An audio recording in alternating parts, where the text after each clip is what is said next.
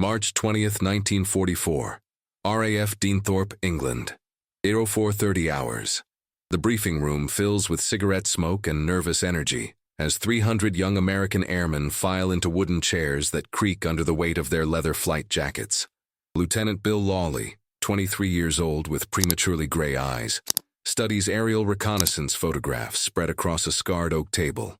The black and white images show Leipzig's synthetic fuel plants, geometric patterns of industrial buildings that represent Nazi Germany's petroleum lifeline. Colonel Harrison steps to the podium, his weathered face grave in the harsh fluorescent lighting. Today's target, gentlemen, is the Leuna works at Leipzig. Intelligence estimates 400 heavy flak guns defending the complex, including new 88mm batteries with radar-directed firing systems. Expected casualties, 15 to 20%. The room falls silent except for the distant rumble of ground crews preparing aircraft on the hard stands outside. Lawley glances at his crew scattered throughout the briefing room. Navigator Tommy Chen, 19 years old, farm boy from California's Central Valley who can calculate wind drift in his head faster than most men can work a slide rule. His father immigrated from Canton in 1920, working railroad construction until he saved enough money to buy 40 acres of orange groves. Tommy grew up speaking Mandarin at home and English at school, developing the mathematical precision that makes him invaluable as a navigator. He carries a worn photograph of his parents standing beside their first automobile, a 1938 Ford purchased with money earned from their first profitable harvest. Tail gunner Patrick Rabbit O'Sullivan, 18, Boston Irish kid who joined the Army Air Forces the day after Pearl Harbor and still writes his mother every Sunday without fail. His father died in a construction accident when Patrick was 14, leaving him as the family's primary breadwinner. He worked nights at a shipyard while finishing high school, developing the quick reflexes that earned him his nickname and the steady nerves that make him an exceptional gunner. His letters home never mention combat, focusing instead on the food, the weather, and his crewmates who've become his surrogate family. Bombardier Jake Morrison, 22, former high school mathematics teacher from Ohio who volunteered for combat duty because he believed precision bombing could end the war faster. He taught algebra and geometry at Cleveland Central High School for 2 years before enlisting, inspiring students with his passion for mathematical elegance. His classroom techniques translate perfectly to bomb site operation, where calculus and trigonometry determine whether ordnance hits military targets or civilian neighborhoods. He carries a slide rule given to him by his students, inscribed with, "Bring our boys home, Mr. Morrison." Radio operator Sam Williams, 20, Alabama mechanic's son who can coax signals from damaged equipment through intuition and prayer. He grew up in a garage where his father repaired everything from Model T Fords to John Deere tractors, learning that mechanical problems usually have simple solutions if you understand the underlying principles. His radio expertise comes from building crystal sets as a teenager, experimenting with frequencies and antenna designs, until he could receive signals from stations hundreds of miles away. The Army Air Forces recognized his talent immediately, assigning him to one of their most experienced crews. Ball turret gunner Eddie Kowalski, 19, from Detroit's Polish district, whose father works the assembly line at Ford's River Rouge plant. Eddie understands machinery the way other men understand music, sensing mechanical problems through vibrations and sounds that others miss. His position in the ball turret, suspended beneath the aircraft in a transparent sphere, provides the best view of attacking fighters, but also the most vulnerable position during flak attacks. He volunteers for every mission despite the obvious dangers, driven by a fierce loyalty to his crewmates and an unshakable belief in American industrial superiority. Waist gunner Frank Martinez, 21, from New Mexico's high desert, whose grandfather fought with Pancho Villa and whose father served in the Great War. Frank brings a warrior's instincts to aerial combat, reading enemy fighter tactics with intuitive understanding. His position at the aircraft's waist guns requires split-second decisions about target priority and ammunition conservation. He practices gunnery constantly, achieving accuracy rates that impress even veteran instructors.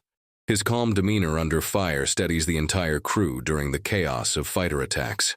Top turret gunner and flight engineer Sergeant Mike O'Brien, 24, the crew's oldest member and most experienced mechanic. He served 2 years as a ground crew chief before volunteering for flight duty, bringing encyclopedic knowledge of B-17 systems and maintenance procedures.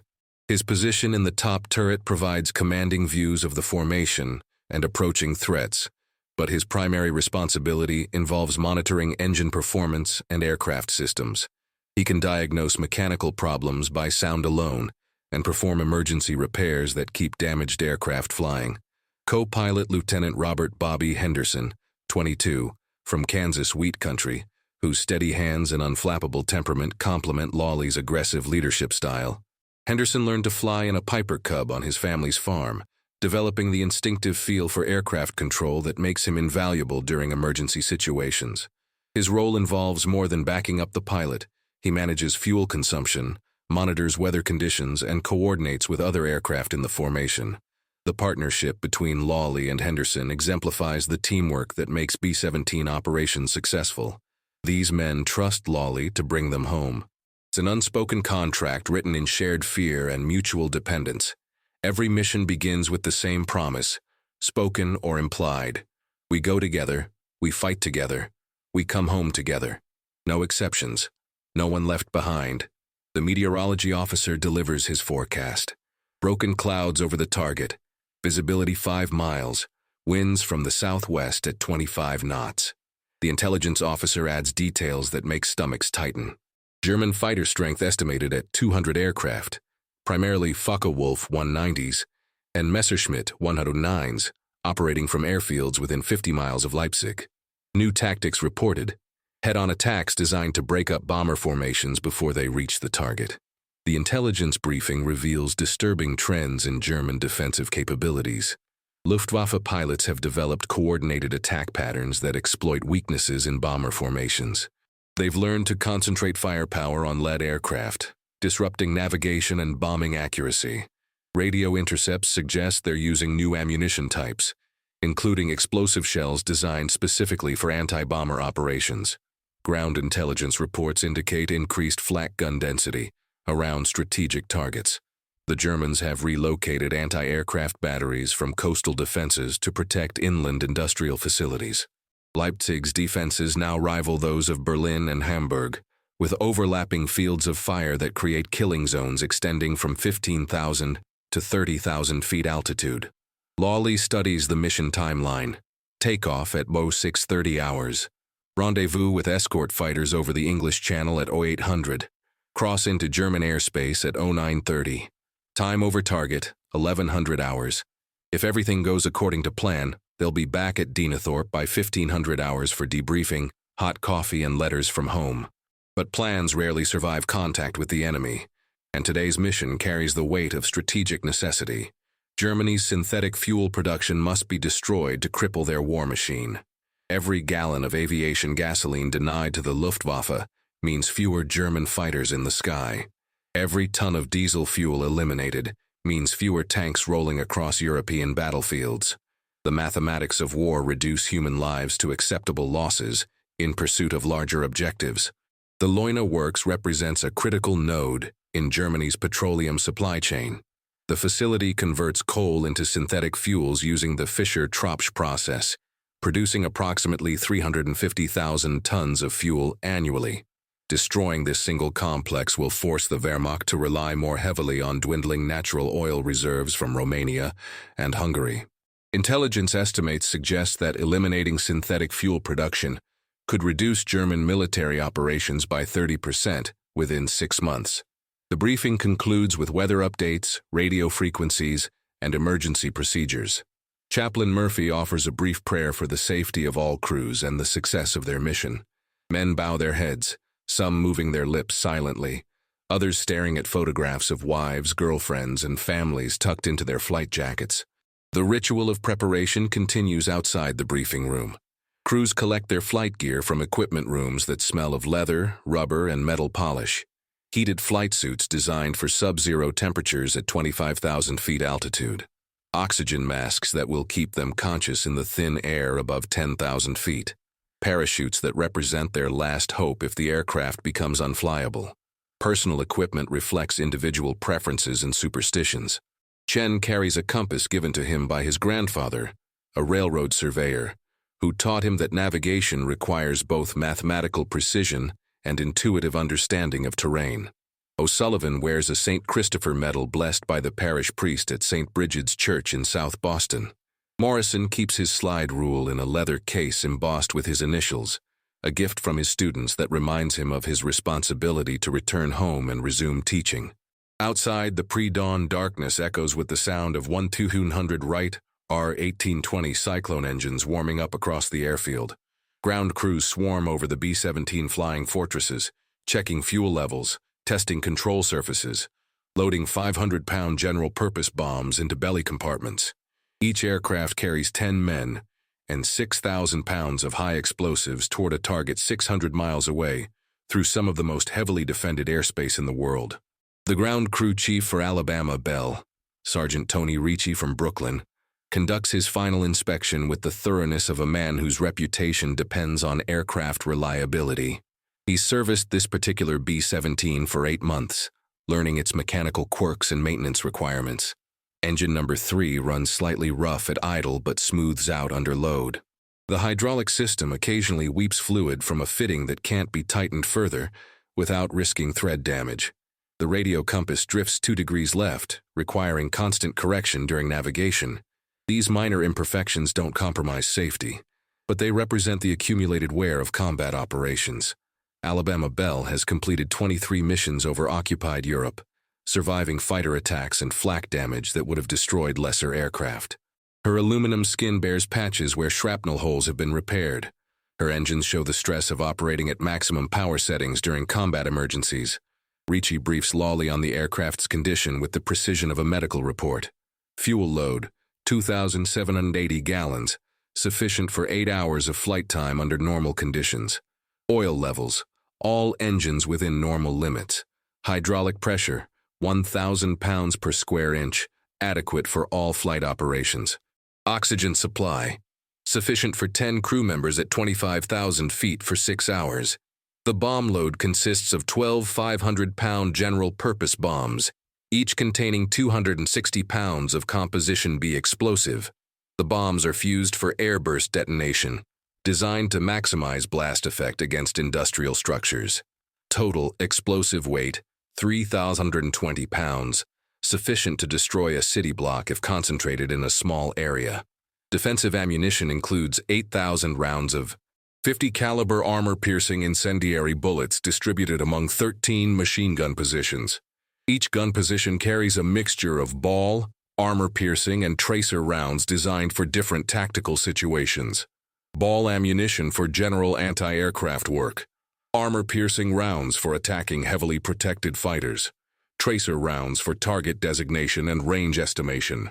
Lawley walks the perimeter of his aircraft, serial number 4297904, nicknamed Alabama Bell, after Morrison's girlfriend back in Birmingham. The Boeing B-17G Flying Fortress represents the pinnacle of American heavy bomber design. 4 Wright Cyclone engines producing 1,200 horsepower each. Maximum speed 287 miles per hour at 25,000 feet. Service ceiling 35,600 feet. Defensive armament consisting of 13 50 caliber machine guns positioned to provide overlapping fields of fire against attacking fighters. The aircraft's most remarkable characteristic isn't its offensive capability, but its ability to absorb punishment and continue flying. The B-17's design philosophy emphasizes structural redundancy and damage tolerance.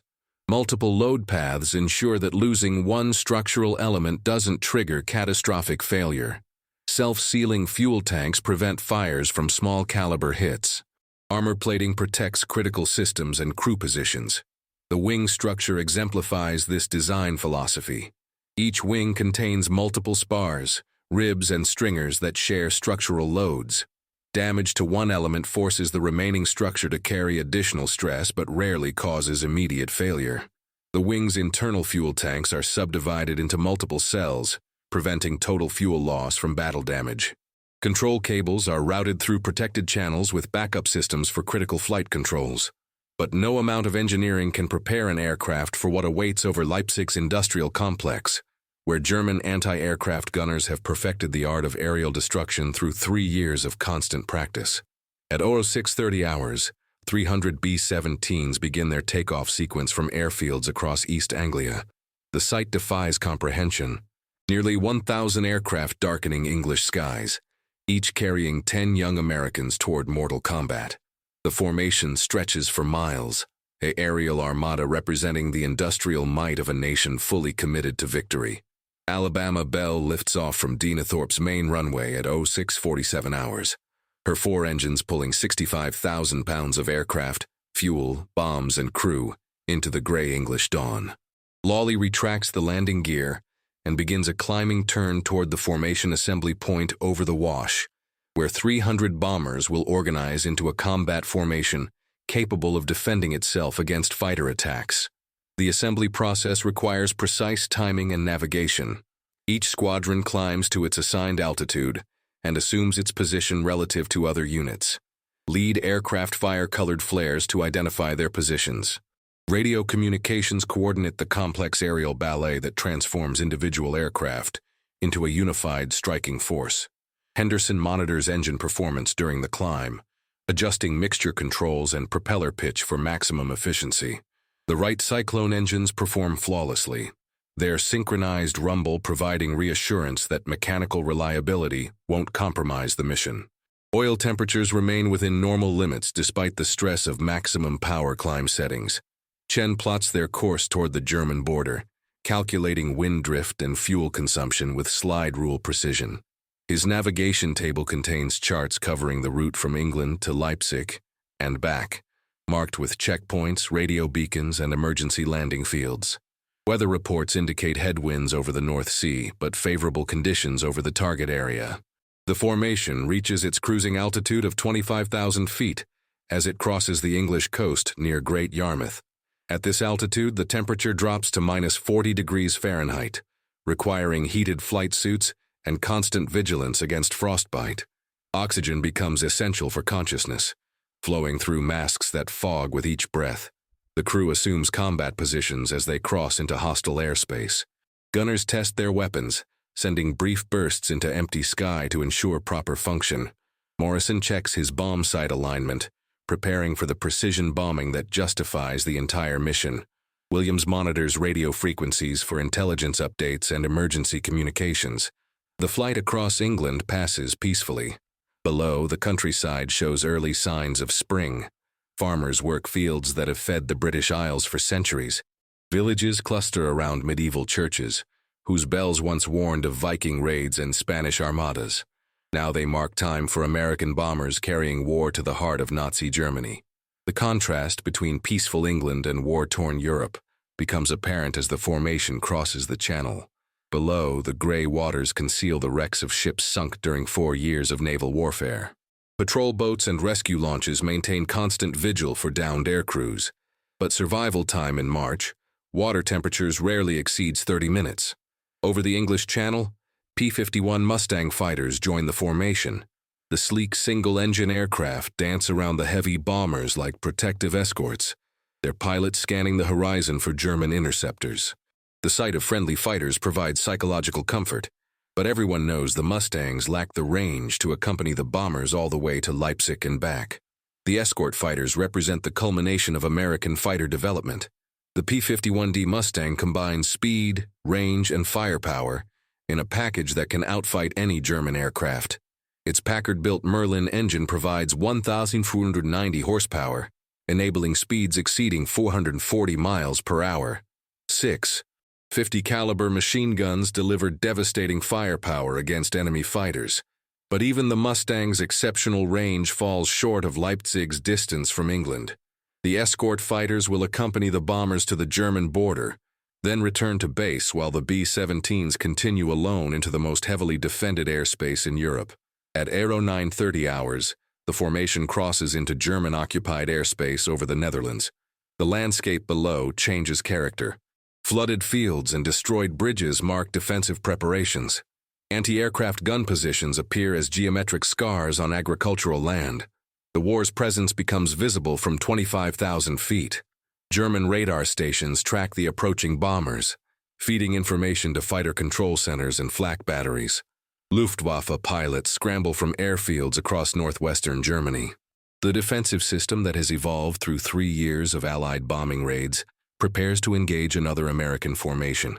The Freya and Würzburg radar systems provide German defenders with precise information about bomber formations. Freya radars detect aircraft at ranges exceeding 100 miles, providing early warning that allows fighter squadrons to climb to intercept altitude. Würzburg radars offer precision tracking that enables flak batteries to engage targets with deadly accuracy. The first enemy fighters appear as distant specks against broken clouds. Focke-Wulf 190s climbing toward the bomber stream, their radial engines leaving thin contrails in the cold air. The formation tightens, each aircraft moving closer to its neighbors to maximize defensive firepower. Gunners test their weapons, sending brief bursts of .50 caliber tracers into empty sky. O'Sullivan reports the first fighter sighting from his tailgun position. Bandits, 6 o'clock high, climbing fast. His voice remains calm despite the adrenaline surge that accompanies first contact with enemy aircraft. The tail gunner's position provides the best view of approaching threats from behind the formation. The Focke-Wulf 190A represents German fighter design at its most effective. The radial engine provides exceptional power-to-weight ratio and damage tolerance. 4 20mm cannons and 2 13mm machine guns deliver firepower capable of destroying a B-17 with a single burst. Armor protection and self-sealing fuel tanks enable the aircraft to survive hits that would down earlier fighters. German pilots employ tactics refined through bitter experience against American bomber formations. They've learned to attack from the front quarter, where bomber defensive firepower is weakest. Coordinated attacks from multiple directions overwhelm gunners and create opportunities for decisive strikes against lead aircraft. The fighter attacks begin 100 miles from Leipzig. German pilots employ tactics refined through bitter experience, head-on passes designed to break up formations and force bombers to abort their missions, coordinated attacks from multiple directions that overwhelm defensive gunners, rocket-firing aircraft that launch projectiles from beyond machine gun range. The first attack comes from 12 o'clock high, 4 Focke-Wulf 190s diving toward the lead squadron with cannons blazing. The combined firepower of 48 .50 caliber machine guns meets the attacking fighters, creating a cone of tracers that lights up the sky. One German fighter explodes in a ball of flame, its pilot's body tumbling through the air without a parachute. But the German attack achieves its objective. The lead squadron breaks formation to avoid the diving fighters, disrupting the precise spacing required for effective defensive fire. Individual aircraft become vulnerable to follow-up attacks from different directions. Lawley watches a B-17 in the lead squadron take a direct hit from a 21-centimeter rocket. The aircraft explodes in a ball of orange flame, disintegrating so completely that no parachutes emerge from the debris. 10 men vanish in an instant, their names destined for telegraph messages that will arrive at American homes within days. The mathematics of aerial combat favor the defenders. German fighters can choose when and where to attack, concentrating superior firepower against individual bombers. The B-17s must maintain formation and course toward the target, limiting their ability to maneuver defensively. Each bomber shot down reduces the formation's defensive firepower, making the remaining aircraft more vulnerable. Yet the formation presses forward, despite mounting losses. This is the mathematics of strategic bombing. Acceptable casualties in pursuit of strategic objectives. Each aircraft that reaches the target and delivers its bomb load contributes to the cumulative destruction of Germany's war-making capacity. The escort fighters engage German interceptors with savage intensity. P-51 Mustangs dive into formations of Messerschmitt 109s and Focke-Wulf 190s, their 6 50 caliber machine guns blazing. The air fills with aircraft locked in individual combat, each pilot fighting for survival, while protecting the bombers they're assigned to escort. Captain James "Red" Morrison, leading the 357th Fighter Group's escort mission, destroys 2 German fighters in rapid succession before his aircraft takes hits from a Messerschmitt 109's 20mm cannons. His P-51 begins trailing smoke, but he continues fighting until his ammunition is exhausted. Only then does he turn toward England, nursing his damaged fighter across 200 miles of hostile territory. At 10:45 hours, Leipzig's industrial complex appears on the horizon. Smokestacks rise from synthetic fuel plants that convert coal into aviation gasoline and diesel fuel. These facilities represent critical nodes in Germany's petroleum supply chain. Their destruction will force the Wehrmacht to rely increasingly on dwindling natural oil reserves. The target area reveals the full extent of German defensive preparations. Smoke generators create artificial clouds to obscure aiming points. Dummy facilities constructed from wood and canvas attempt to draw bombs away from actual production buildings. Camouflage netting disguises the geometric patterns that bombardiers use for target identification. But Leipzig's defenders have prepared a reception that defies imagination. More than 400 anti-aircraft guns ring the city, including new 88mm weapons equipped with radar-directed fire control systems. These guns can place shells within lethal radius of aircraft, flying at 25,000 feet with accuracy that approaches certainty rather than probability. The 88mm Flak 36 represents the pinnacle of German anti-aircraft development. Its high-velocity gun can fire a 21-pound shell to altitudes exceeding 35,000 feet. Radar fire control systems calculate lead angles and fuse settings with mechanical precision. A direct hit from an 88mm shell will destroy any aircraft, regardless of size or construction. The flak field appears first as distant black puffs against the sky. Then the sound reaches the bombers, a continuous rumble like thunder that never ends. The air fills with smoke bursts, each representing an 88mm shell exploding with enough force to destroy an aircraft within 100 feet. Morrison peers through his bomb sight, adjusting for wind drift and target movement. The Norden sight represents American precision engineering, a mechanical computer that calculates ballistic trajectories with mathematical precision. But precision requires steady flight. And steady flight over Leipzig means flying through concentrated anti-aircraft fire that turns the sky into a steel storm. The Norden bomb site weighs 50 pounds and contains more than 2,000 precision-machined parts. Its gyroscopic stabilization system maintains accuracy despite aircraft movement. The bombardier inputs target altitude, wind speed, and aircraft velocity, then allows the site's mechanical computer to calculate the precise release point for maximum accuracy. The bomb bay doors open, creating additional drag and reducing the aircraft's speed. This is the most vulnerable moment of any bombing mission.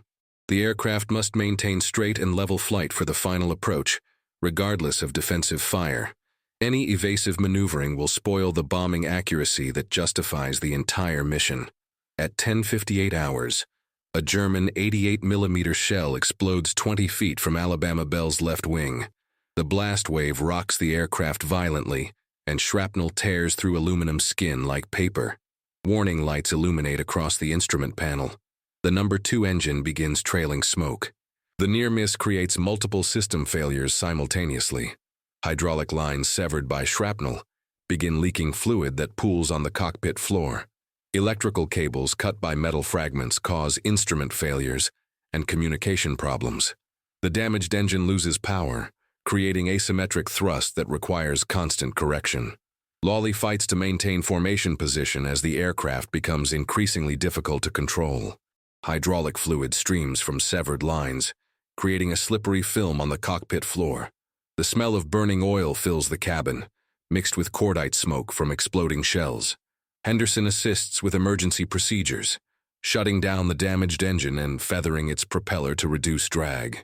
The remaining 3 engines provide sufficient power to maintain altitude, but fuel consumption increases as they work harder to compensate for the lost engine.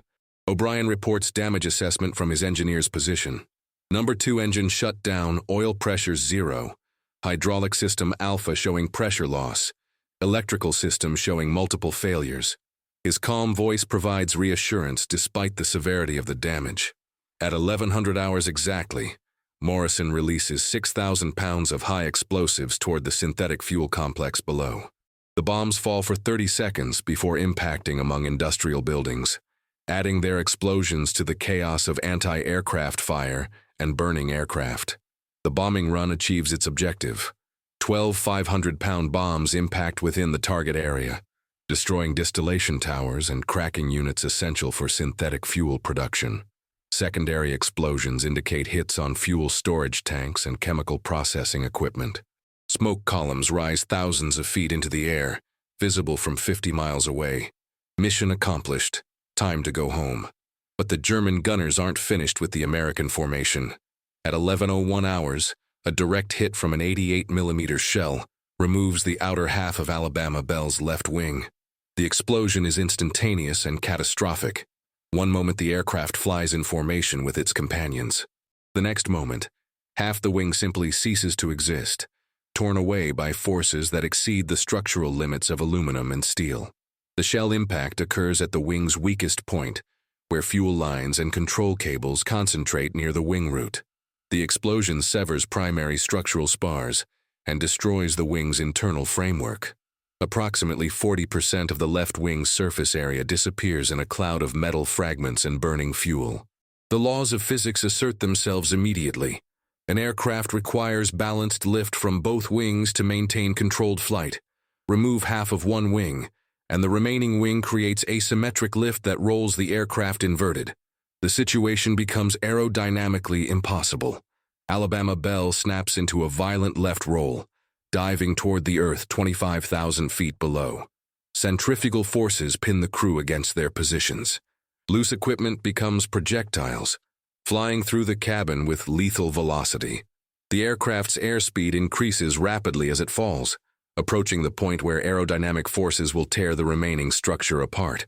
The dive creates G-forces that exceed human tolerance. Blood drains from crew members' heads, causing tunnel vision and loss of consciousness.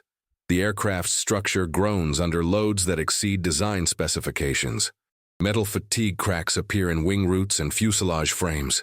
Lawley regains consciousness to find blood streaming down his face and the aircraft in an unrecoverable dive.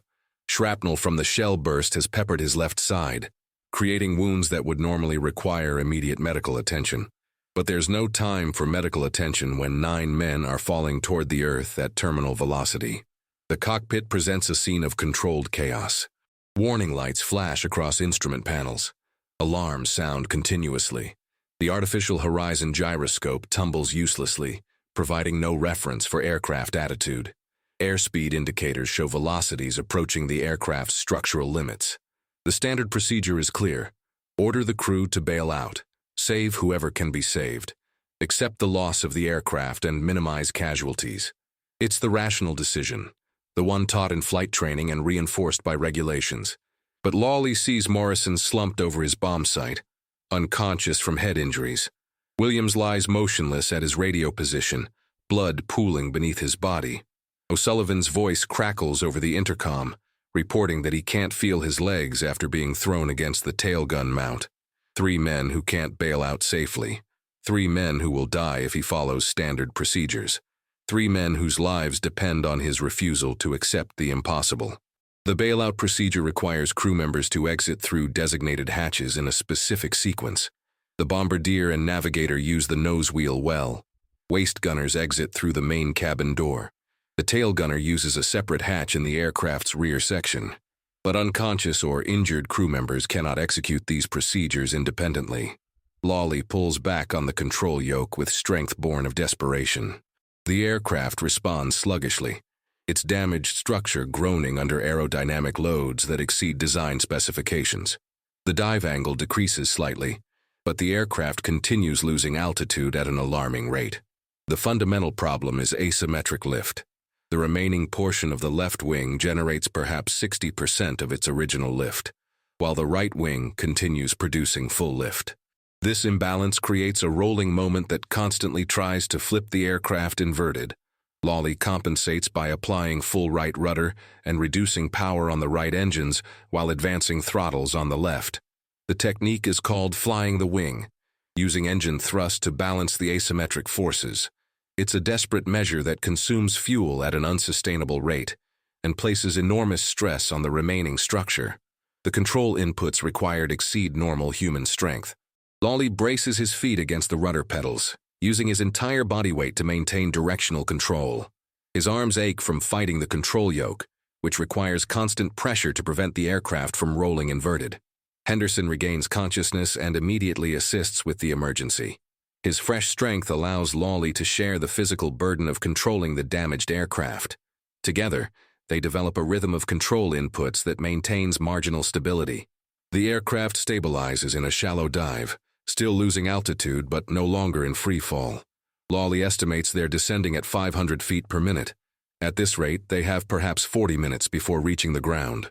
40 minutes to cover 400 miles of enemy territory and reach the relative safety of Allied airspace. Chen regains consciousness and immediately begins calculating their position. The violent maneuvering has disrupted his navigation equipment, but he estimates they're 50 miles southeast of Leipzig, deep in German territory. The most direct route to England crosses 350 miles of occupied Europe, including heavily defended areas around major cities. Navigation becomes critical for survival. German fighter bases dot the landscape ahead, each representing a potential threat to a damaged bomber flying alone. Major cities contain flak concentrations that could finish what Leipzig started. The route home must balance directness against defensive threats. Williams manages to restore partial radio communication, but maintains radio silence to avoid revealing their position to German interceptors. Damaged aircraft become priority targets for fighter pilots seeking easy victories. A crippled B-17 flying alone represents an opportunity that few Luftwaffe pilots would ignore. The radio equipment shows extensive damage from the shell burst. Primary transmitters are destroyed, leaving only backup systems with limited range and power. Emergency frequencies remain functional, but using them would broadcast their position to German monitoring stations. The crew rallies around their wounded pilot with determination that transcends rational thought. If Lawley won't quit, neither will they. Morrison, despite his head injuries, helps redistribute weight by moving ammunition and equipment toward the aircraft's center of gravity. The gunners manually operate landing gear and flap systems after hydraulic failure disables normal controls. Weight distribution becomes critical for maintaining control of the damaged aircraft. The missing wing section has shifted the center of gravity, requiring careful placement of movable items to restore balance. Every piece of equipment, every ammunition box, every crew member's position affects the aircraft's stability. O'Sullivan, paralyzed from the waist down, continues manning his tailgun position and providing navigation updates. His voice remains steady over the intercom, despite pain that would incapacitate most men. The tail gunner's position offers the best view of pursuing aircraft, making his continued vigilance essential for survival. The paralysis appears temporary, caused by spinal shock rather than permanent injury. But O'Sullivan doesn't know this, accepting what he believes might be permanent disability with remarkable courage. His continued performance of duties despite personal trauma inspires the entire crew. Kowalski reports from the ball turret that the landing gear appears damaged but possibly functional. The hydraulic systems required for normal gear operation have failed, but manual extension might be possible. This information becomes crucial for planning their eventual landing attempt. Martinez and O'Brien work together to assess structural damage and implement emergency repairs. They discover that several control cables have been severed, requiring manual operation of critical flight controls. Improvised repairs using spare wire and tools from the aircraft's emergency kit restore partial functionality. The flight home becomes a masterclass in crisis management and crew coordination. Every system failure requires improvisation. Every mile covered represents a small victory against overwhelming odds.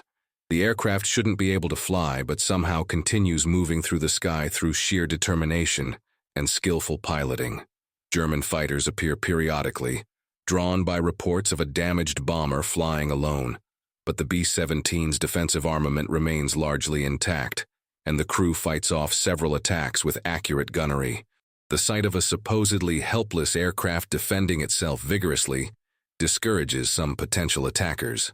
The first fighter attack comes from a lone Messerschmitt 109, whose pilot apparently believes he's found an easy target. O'Sullivan's tail guns and Martinez's waist guns coordinate their fire, creating a crossfire pattern that forces the German pilot to break off his attack. Tracer rounds bracket the enemy fighter, demonstrating that Alabama Belle retains her defensive sting. Fuel consumption becomes critical, as the engines work harder to compensate for reduced lift. Chen calculates they're burning fuel 40% faster than normal, which means they might not have enough to reach England. Every gallon becomes precious, every mile uncertain. The fuel situation requires constant monitoring and adjustment. Henderson manages engine power settings to maximize efficiency while maintaining sufficient thrust for controlled flight. The damaged aircraft requires higher power settings than normal, consuming fuel at rates that threaten to leave them short of their destination. At 1200 hours, they cross into Allied airspace over Belgium. The landscape below shows signs of recent liberation. Destroyed German fortifications and advancing Allied ground forces provide visual confirmation that they're no longer over enemy territory, but they're still 200 miles from England, and the aircraft continues losing altitude. The transition from enemy to friendly territory provides psychological relief, but doesn't solve their mechanical problems. The aircraft continues its inexorable descent, and fuel consumption remains unsustainably high. They're racing against time, altitude, and fuel capacity, in a contest where second place means death. Belgian resistance fighters on the ground report the damaged bomber's passage to Allied intelligence networks. Radio messages relay information about the aircraft's condition and heading, alerting rescue services to prepare for a possible emergency landing. The English Channel appears at 1330 hours, a gray expanse of water that has protected Britain from invasion for centuries. But the aircraft is now flying at 8,000 feet and still descending. Lawley estimates they have perhaps 20 minutes of flight time remaining before fuel exhaustion forces a water landing. Ditching procedures for B-17 aircraft require specific techniques to maximize crew survival. The aircraft must touch down parallel to wave patterns at minimum possible speed. Crew members assume crash positions and prepare for rapid evacuation through designated exits. Survival time in March, water temperatures rarely exceeds 30 minutes. The English coast materializes through broken clouds at 1345 hours. The white cliffs of Dover have never looked more beautiful to 9 American airmen who weren't supposed to survive the mission. But they're not safe yet. The aircraft must still be landed, and landing a B-17 with half a wing missing requires skills that no flight manual can teach. Lawley declares an emergency and requests immediate clearance to the nearest airfield. RAF Manston, a fighter base on the Kent coast, offers the longest runway in southeastern England. Emergency vehicles race toward the runway as word spreads of an incoming aircraft with battle damage. The approach requires every skill Lawley has developed through 200 hours of combat flying. The aircraft wants to roll left due to asymmetric lift, requiring constant right rudder and careful throttle management. The damaged wing creates unusual airflow patterns that make the aircraft's behavior unpredictable. Air traffic controllers clear all other aircraft from Manston's airspace, giving Alabama Bell priority for landing. Fire trucks and ambulances position themselves along the runway, prepared for the worst-case scenario. Medical personnel stand ready to treat injured crew members. Normal landing procedures become impossible. The hydraulic system failure means no flaps or landing gear extension through normal controls. The crew manually cranks down the landing gear using emergency procedures, a process that requires several minutes of coordinated effort. The manual gear extension requires crew members to operate hand cranks located in the aircraft's belly. The process is physically demanding and time-consuming, requiring precise coordination to ensure all 3 gear assemblies extend and lock properly. Without flaps, the aircraft's landing speed increases to nearly 140 miles per hour, far faster than normal. The damaged wing provides insufficient lift at low speeds, requiring a steep approach angle that leaves little margin for error. The approach path takes them over Dover's harbor, where ships' crews gather on deck to watch the damaged bomber's final approach. The sight of Alabama Bell, trailing smoke and flying with obvious difficulty, draws prayers and encouragement from observers who understand the drama unfolding above them. At 1400 hours, Alabama Bell touches down on RAF Manston's runway with the grace of a controlled crash rather than a landing. The aircraft bounces twice, veers left due to asymmetric drag, and finally rolls to a stop 3,000 feet down the runway. Emergency vehicles surround the aircraft within seconds, but their services aren't needed. The landing impact stresses the damaged structure beyond its limits. The remaining wing section cracks at several points, and the fuselage shows signs of structural failure. But the aircraft holds together long enough for the crew to evacuate safely. All 9 crew members walk away from the aircraft. Morrison and Williams require medical attention for their injuries, but both will make full recoveries. O'Sullivan regains feeling in his legs within hours, the paralysis proving temporary rather than permanent. The medical examination reveals the extent of injuries sustained during the mission. Lawley has lost nearly 2 pints of blood from shrapnel wounds and shows signs of severe exhaustion. Morrison suffers from concussion and multiple lacerations. Williams has a dislocated shoulder and possible internal injuries. Lawley spends 3 days in the base hospital receiving treatment for shrapnel wounds and exhaustion. The flight surgeon's report notes that he lost nearly 2 pints of blood during the mission, but continued flying through sheer willpower. The hospital staff, accustomed to treating combat injuries, expresses amazement at the crew's survival. The combination of aircraft damage and crew injuries should have resulted in total loss. Their survival represents a triumph of human determination over mechanical limitations. The aircraft is declared a total loss. Structural damage from the shell hit and subsequent stress of asymmetric flight has compromised the airframe beyond economical repair. But Alabama Belle has served her purpose. She brought her crew home when physics said it was impossible. Engineering analysis of the wreckage provides valuable data for improving aircraft design and pilot training. The pattern of structural failure reveals weaknesses in wing attachment points and suggests modifications for future production. The crew's survival techniques become case studies for emergency procedures training. The mission report becomes required reading at flight training schools. Engineering analysis of the damaged aircraft contributes to improved B-17 design and pilot training procedures. The incident demonstrates both the aircraft's remarkable structural integrity and the importance of crew coordination under extreme stress. 3 months later, Lawley receives the Medal of Honor from General Doolittle at a ceremony attended by his entire crew. The citation reads, "For conspicuous gallantry and intrepidity at the risk of his life above and beyond the call of duty." But the medal represents more than individual heroism. It symbolizes the collective courage of thousands of young Americans who flew into heavily defended airspace day after day, accepting enormous risks in pursuit of strategic objectives. The ceremony takes place at RAF Deenethorpe, where Alabama Belle's crew first prepared for their impossible mission. Representatives from every squadron attend, recognizing that Lawley's actions reflect the values and training that define the Army Air Forces. The crew remains together for the remainder of their tour, completing 25 combat missions over occupied Europe. They participate in D-Day support operations, the destruction of German oil facilities, and the final bombing campaigns that help bring the war to its conclusion.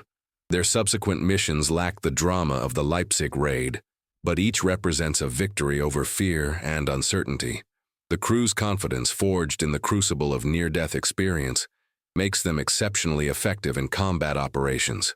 After the war, they maintain contact through annual reunions and regular correspondence. The bonds forged during those terrifying minutes over Leipzig prove stronger than time or distance. Men who face death together develop relationships that transcend normal friendship. Morrison returns to teaching, eventually becoming a high school principal in Ohio.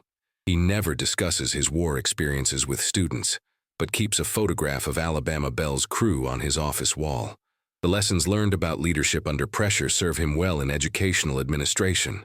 John uses his GI Bill benefits to study engineering at Stanford, later designing navigation systems for commercial aircraft.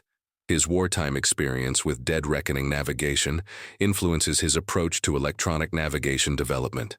He becomes a pioneer in GPS technology development. Williams opens a radio repair shop in Alabama, building a successful business on skills learned in the Army Air Forces. His understanding of electronic systems, gained through emergency repairs at 25,000 feet, makes him exceptionally capable of diagnosing complex problems. O'Sullivan becomes a Boston police officer, serving 30 years before retirement. He walks with a slight limp, a reminder of his injuries over Leipzig, but never considers it a disability. The tail gunner, who couldn't feel his legs for several hours after the mission, develops a philosophy that physical limitations are temporary, while courage is permanent. Henderson returns to Kansas and takes over his family's farm, applying the precision and attention to detail learned in aviation to agricultural operations. His farm becomes a model of efficiency and productivity, demonstrating how military training translates to civilian success. Kowalski works for Ford Motor Company in Detroit, eventually becoming a plant supervisor responsible for quality control. His understanding of mechanical systems and attention to detail, honed in the ball turret of a B-17, serves him well in automotive manufacturing. Martinez becomes a teacher in New Mexico, inspiring students with stories of teamwork and perseverance. He emphasizes that individual success depends on collective effort, a lesson learned in the waist gun position of Alabama Bell. O'Brien opens an aircraft maintenance business, servicing private aircraft and training mechanics. His encyclopedic knowledge of aircraft systems, gained through combat experience, makes him one of the most respected mechanics in civilian aviation. Lawley remains in the Air Force after the war, eventually retiring as a colonel after 25 years of service. He commands bomber squadrons during the Korean War and serves in various staff positions during the Cold War. But he never forgets the lesson learned over Leipzig in March 1944. His leadership philosophy, developed during the crisis over Germany, emphasizes that leaders must never abandon their responsibility to subordinates. The decision to attempt the impossible, rather than accept the loss of crew members, becomes a defining moment that influences his entire career. Sometimes the impossible is just another word for haven't tried hard enough. When lives depend on your decisions, you find strength you didn't know existed. When your crew trusts you to bring them home, you discover that the human spirit can overcome mechanical limitations. The B-17 Flying Fortress earned its reputation through incidents like the Leipzig mission. Aircraft that returned to base with enormous battle damage, kept flying by pilots who refused to accept defeat. The bomber's design philosophy emphasized survivability over speed or payload, a decision that saved thousands of American lives.